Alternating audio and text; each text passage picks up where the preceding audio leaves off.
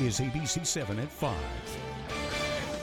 ABC 7 is bringing you complete coverage on President Trump's new immigration policies continuing to pour in and, of course, affecting us right here in the El Paso area. Good afternoon, and thank you for joining us for ABC 7 at 5. I'm Paul Cicala. And I'm Nicole Gomez. The El Paso Catholic Diocese and other local leaders and officials gave their reactions on the recently signed executive orders. Let's begin with ABC 7's Heriberto Perez. He joins us live from the border wall.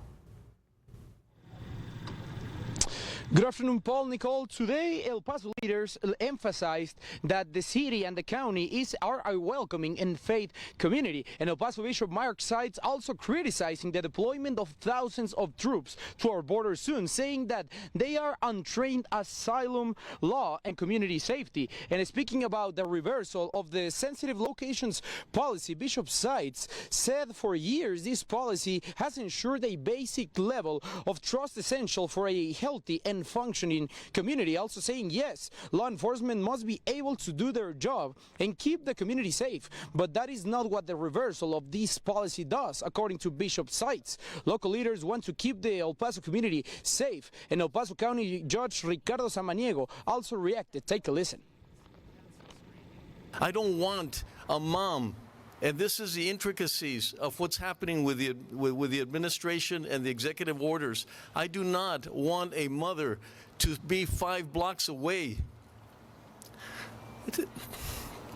to take their child to school because of the consequences. When a parent...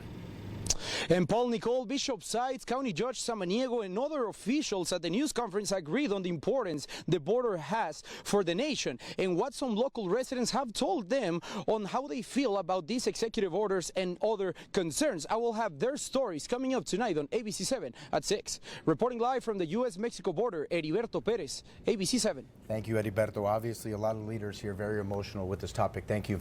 Continue our complete coverage. Local Republicans, including former Mayor of El Paso, Dee Margo, sat down with ABC 7's Tyon Marshburn to share his thoughts on how the new administration is handling the border. She joins us live with more. Tyon? Paul, Dee Margo says for the most part, the executive orders line up with everything Trump said he was going to do during his campaign. Margo says the executive orders related to tariffs in Mexico would be detrimental to the U.S. economically. He says he's in favor of deportation of any illegal immigrants who have criminal backgrounds of any type. He's also in favor of birthright citizenship and green cards as opposed to citizenship.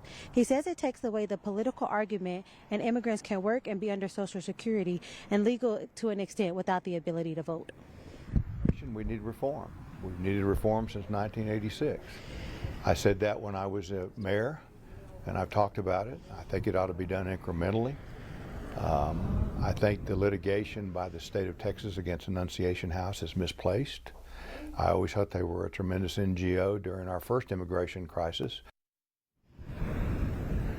And Margo adds that he believes that Mayor Renard Johnson is doing a great job at handling these crises. Reporting live from Tomley Park, Tyon Marshburn, ABC.